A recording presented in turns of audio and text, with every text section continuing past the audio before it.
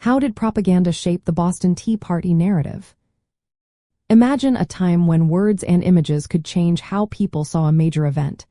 That is exactly what happened around the Boston Tea Party. This event on December 16, 1773, was more than just a protest. It was a story carefully crafted and shared to influence opinions. The Sons of Liberty, a group of merchants and activists, knew how powerful messaging could be. They worked hard to make sure everyone saw the Tea Party as a brave stand for liberty, not just vandalism.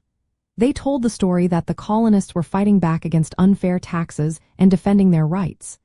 They painted the event as a last hope to stop British oppression. To do this, they used flyers, posters, and newspapers to spread their message. Paul Revere and others created leaflets that made the Tea Party seem heroic. These materials helped inspire other colonists to join protests and boycotts.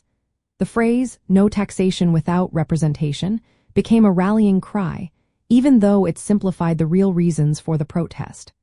On the day of the event, the newspaper called the Massachusetts Spy published a satirical piece written by Benjamin Franklin.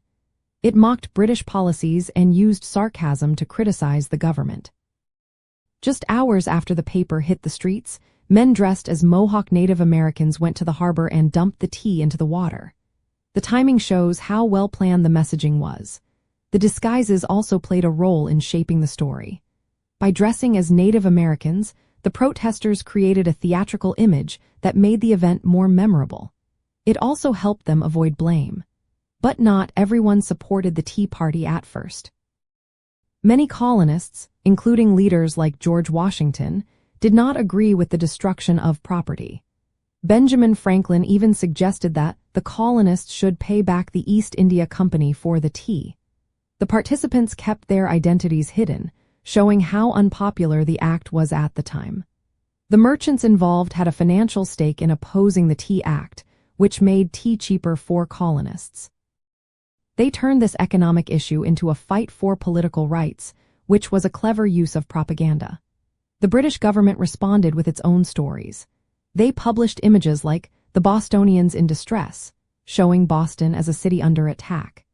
These images aimed to convince the British public that military action was necessary. They used religious themes from Psalm 107 to suggest that British power was divinely approved. The Committee of Correspondence helped spread the patriot version of the story across colonies. They shared resolutions and news that supported the Sons of Liberty's message. Today, the Boston Tea Party Ships and Museum in Boston helps visitors learn how propaganda shaped this key event. It shows how stories and images can turn a controversial act into a symbol of resistance. The museum helps us see that the way events are told can change how history remembers them. The story of the Boston Tea Party proves that words and pictures are powerful tools in shaping public opinion during times of conflict. The Sons of Liberty used clever messaging, theatrical disguises, and coordinated publications to turn a protest into a rallying point for independence. Their efforts show how narrative and propaganda can influence history and inspire future generations.